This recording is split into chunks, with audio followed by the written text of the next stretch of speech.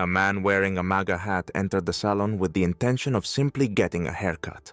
But instead of a greeting, he was met with mockery and a cold refusal. The hairdresser declared that she would not serve someone who supports such people. He remained silent, defending himself internally, but inside, he was seething. What she didn't know was that this man was the mayor of the city, and his power was far stronger than she could ever imagine. When he turned and looked at her with an icy resolve, Karen realized she had made a grave mistake. But what happened next? James, 45 years old, a successful mayor of a small town, was a man with firm Republican views. He took pride in his beliefs and never hid them, even wearing his MAGA hat, which he saw as a symbol of his fight for his ideals. On this day, James decided to refresh his haircut before an important meeting. He walked into a popular local salon, unaware that his usual accessory would cause trouble. The hairdresser, Karen, immediately frowned when she noticed the MAGA hat on James.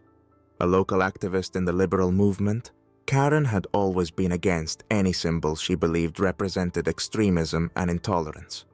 When James sat down and quietly greeted her, she coldly replied, "Sorry, sir, but I don't serve people in hats like that." James was surprised, but decided not to argue, thinking it might be some kind of joke. He smiled and tried to explain. "I just want a haircut, nothing more. It's just a hat." But Karen was resolute.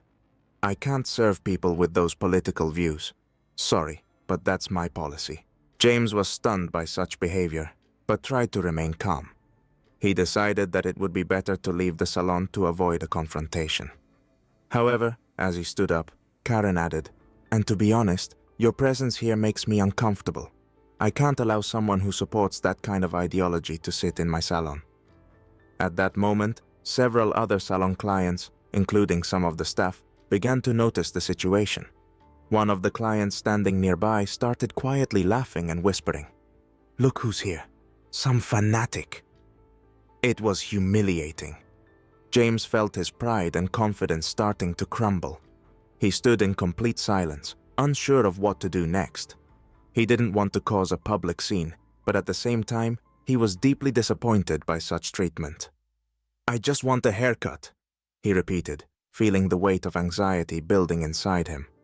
However, Karen, looking him straight in the eye, merely smirked. "I don't think we should continue. Please leave my salon." He approached the door, but suddenly heard the voice of another client, an old acquaintance who had accidentally walked into the same salon. "James, is that you? What's going on here?" This acquaintance was a representative of a major local business, and they occasionally crossed paths at various events.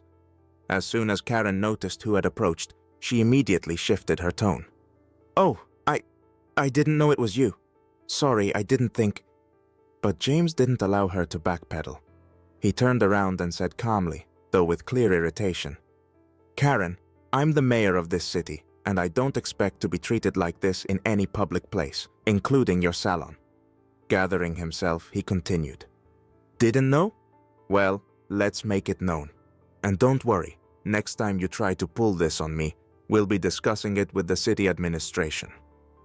The familiar client, hearing this, was surprised, but after a moment of silence, he asked, "Is this true? You're the mayor?" It was an unusual turn of events. The entire situation changed. Karen stood there, almost hypnotized, trying to justify herself. But James was already sure of his position. A few days later, James returned to the salon, this time as the mayor of the city, to ensure that the incident didn't go unaddressed. He arranged an official meeting with Karen and her employers, explaining that such statements about the unacceptability of membership in his city, regardless of ideological beliefs, would not be tolerated. "I've always fought for equality and the freedom of choice," he said, addressing Karen. "This isn't just about a hat, it's about independence, and if you need me to repeat that, I'm happy to do so." After some time, Karen was forced to publicly apologize for her behavior, and the salon lost several clients who supported James. This became a lesson for many who held contempt for others' political views. Meanwhile, James became a hero not only to his supporters, but also to those who valued justice. Despite his political beliefs, he managed to win in this region, demonstrating that true strength lies in honesty and respect for every individual, no matter what symbol they wear.